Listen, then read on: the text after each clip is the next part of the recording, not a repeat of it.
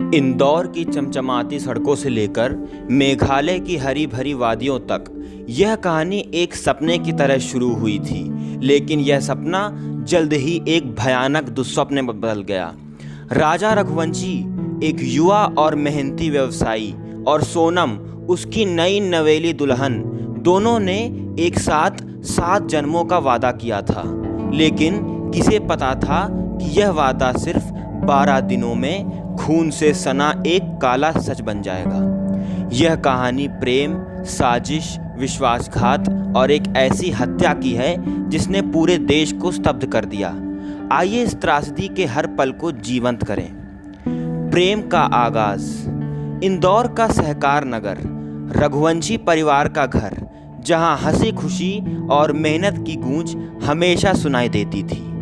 राजा रघुवंशी परिवार के सबसे छोटे बेटे अपने ट्रांसपोर्ट व्यवसाय रघुवंशी ट्रांसपोर्ट को संभालते थे। स्कूल बसों और कोचिंग वाहनों का यह कारोबार उनकी मेहनत और लगन का प्रतीक था। राजा की मुस्कान और उनकी जिम्मेदारी हर किसी को भा जाती थी। उनकी माँ उमा रघुवंशी अपने बेटे के लिए एक ऐसी बहू की तलाश में थी जो परिवार की मर्यादा और खुशियों को बढ़ाए। दूसरी ओर कुशवाहा नगर में रहने वाली सोनम थी, खूबसूरत, चतुर और अपने पिता देवी सिंह की प्लाईवुड फैक्ट्री की बिलिंग और अकाउंट संभालने वाली लड़की। सोनम का व्यक्तित्व आकर्षक था, लेकिन उनकी आंखों में एक रहस्य छिपा था जो शायद कोई समझ ना पाया। रामनवमी के अवसर पर प्रकाशित होने वाली समाज परिचय पुस्तिका ने इन दोनों की राहें मिलाई। यह एक परंपरागत रिश्ता था जिसे दोनों परिवारों ने खुशी खुशी स्वीकार किया। 11 मई 2025 को इंदौर में एक भव्य समारोह में राजा और सोनम 7 फेरे लेकर एक दूसरे के हो गए। शादी की रस्में, मेहमानों की हंसी और ढोल नगाड़ों की गूंज, सब कुछ एक परी कथा की तरह था, लेकिन यह परी कथा जल्द ही एक डरावनी कहानी बनने वाली थी।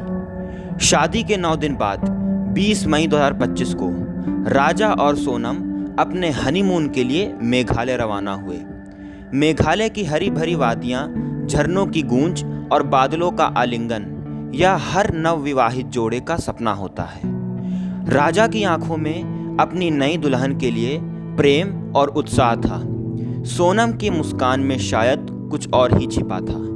वे पहले गुवाहाटी पहुँचे, जहां उन्होंने मां कामाख्या के दर्शन किए। फिर 21 मई को शिलोंग पहुंचकर बालाजी गेस्ट हाउस में ठहरे। 22 मई को उन्होंने एक स्कूटी किराए पर ली और चेरापूंजी सोहरा की ओर आगे बढ़ चले। चेरापूंजी की बारिश और खूबसूरती ने उन्हें मोह लिया। वे नोंगरीआट गांव के शिपारा होमस्टे में रुके, जहां रात की सैर और प्रकृति का आलम हर पल को और खास बना रहा था। लेकिन इस खूबसूरत पल के पीछे एक साजिश पनप रही थी। सोनम की चुप्पी और उनके फ़ोन पर बार बार आने वाले मैसेज शायद उस काले इरादे की ओर इशारा कर रहे थे जो अब सामने आने वाला था।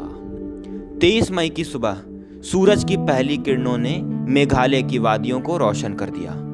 राजा और सोनम सुबह 5:30 बजे होम स्टे से चेकआउट कर मावा लखियात की ओर ट्रेनिंग के लिए निकले।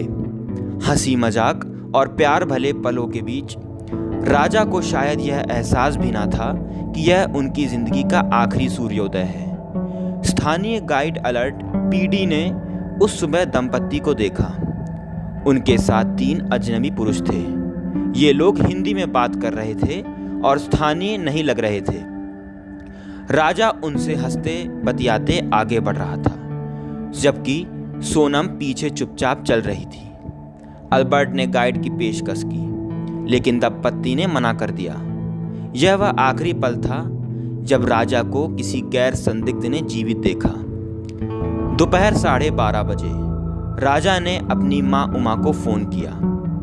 उनकी आवाज़ में वही पुराना उत्साह था।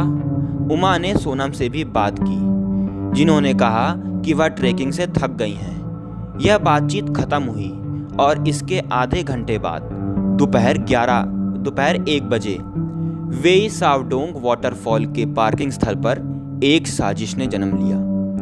सोनम ने उन तीनों अजनबियों आकाश राजपूत, विशाल सिंह चौहान और आनंद कुर्मी को इशारा किया। अचानक विशाल ने एक खुखरी निकाली और राजा के सिर पर पूरी ताकत से वार किया। राजा का चेहरा खून से लथपथ हो गया। वह चीखने की कोशिश भी ना कर सका। आकाश और आनंद ने भी तेज हथियारों से राजा पर वार किए। सिर और धड़ पर गहरे घावों ने राजा की सांसें छीन ली। सोनम खड़ी थी, ना उसने रोका ना आंसू बहाए। उसने ठंडे दिमाग से शव को खाई में फेंकने में हत्यारों की मदद भी की। खून से सने हाथों ने उस प्रेम को मिटा दिया जिसे दुनिया 7 जन्मों का वादा मान रही थी। दोपहर 2:15 पर सोनम ने राजा के फोन से एक सोशल मीडिया पोस्ट डाली जिसमें लिखा था, 7 जन्मों का साथ है। यह पोस्ट एक क्रूर मजाक थी जो हत्या के तुरंत बाद की गई थी। यह वह पल था जब साजिश की पहली परत खुलने लगी। हत्या के बाद सोनम और तीनों हत्यारे अलग अलग रास्तों पर भागे। सोनम ने माओ काडोक से शिलोंग के लिए टैक्सी ली, फिर गुवाहाटी पहुंची। वहां से उसने ट्रेन पकड़ी और 25 मई को इंदौर लौट आई। इंदौर में वह देवास नाका के एक किराए के फ्लैट में 3 दिन तक छिपी रही। इस दौरान उसका कथित प्रेमी राजा कुशवाहा उसकी मदद कर रहा था। राज ने उसके लिए एक कमरा और एक कार की व्यवस्था की थी। आकाश, विशाल और आनंद मेघालय से गुवाहाटी भागे और वहां से अलग अलग ट्रेनों से मध्य प्रदेश लौट गए।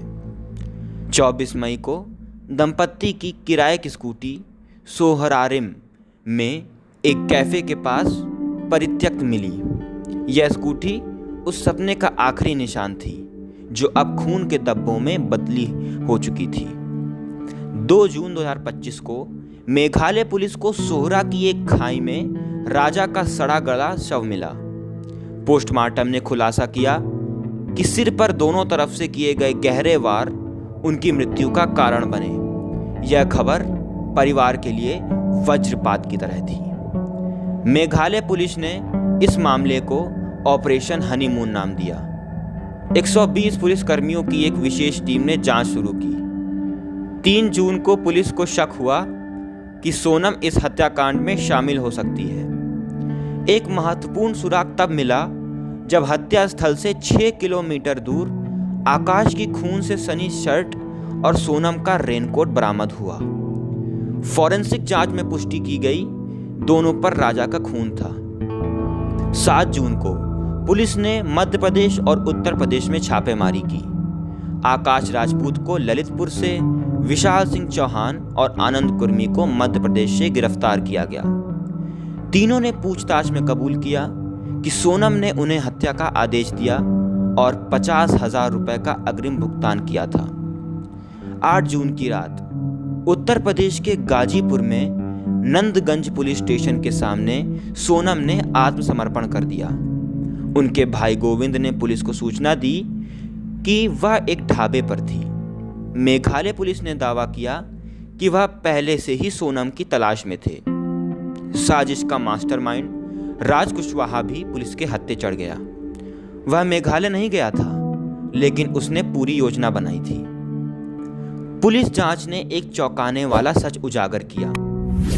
सोनम और राज कुशवाहा का प्रेम संबंध शादी से पहले ही था। राज सोनम के पिता की फैक्ट्री में अकाउंटेंट था और उनके घर के पास रहता था। परिवार के दबाव में सोनम ने राजा से शादी की, लेकिन उसका दिल राज कुशवाहा के साथ था। शादी के कुछ ही दिनों बाद सोनम और राज ने राजा को रास्ते से हटाने की ठान ली। उन्होंने आकाश, विशाल और आनंद को सुपारी दी। हत्या के लिए खुखरी गुवाहाटी में खरीदी गई थी। सोनम ने हनीमून की योजना बनाई, लेकिन वापसी का टिकट नहीं बुक किया। दंपत्ति ने मेघालय में एक भी फोटो साथ नहीं खींची। यह सब एक सुनियोजित साजिश का हिस्सा था। पुलिस ने कई सबूत जुटाए हैं। खून से सने कपड़े जिसमें आकाश की शर्ट और सोनम का रेनकोट, खुखरी जो हथियार था वह हत्या में शामिल थी, सीसीटीवी फुटेज, 42 थानों से प्राप्त फुटेज, डिजिटल सबूत, संदिग्धों के फोन और मैसेज, अलर्ट पीडी का बयान गवाह था। इस हत्याकांड ने इंदौर और मेघालय में हलचल मचा दी। सोरा में सैकड़ों लोगों ने शांति रैली निकाली। मेघालय के पर्यटन पर सवाल उठे, लेकिन मंत्री अलेक्जेंडर लालू हेक ने इसे बदनामी का प्रयास बताया। राजा रघुवंशी हत्याकांड प्रेम और विश्वासघात की एक दुखद कहानी है। सोनम ने, जिसने अपने पति को सिर्फ 12 दिन बाद मार डाला, ने एक परिवार को बिखेर दिया।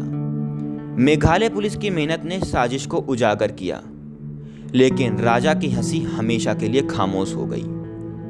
यह कहानी हमें सिखाती है कि प्रेम की आड़ में छिपा विश्वासघात कितना खतरनाक हो सकता है। यह थी दोस्तों सोनम राज कुशवाहा के गंदे साजिश की कथा, जिसमें एक निर्दोष उसका पति राजा रघुवंशी विक्टिम हुआ। यह कहानी बहुत ही दर्दनाक है, जो सुनता है उसकी रूह कांप जाती है। इसमें सोनम को सख्त से सख्त सजा होनी चाहिए। अगर आपको ये वीडियो पसंद आई हो, जानकारी अच्छी लगी हो, तो वीडियो को लाइक करें। ऐसी ही क्राइम स्टोरी के लिए हमारे channel crime story YouTube channel है, उसको सब्सक्राइब करें। कमेंट में बताएं वीडियो कैसी लगी, फीडबैक दीजिए। मिलेंगे आपसे अगली वीडियो में, तब तक के लिए अपना ध्यान रखें। नमस्कार।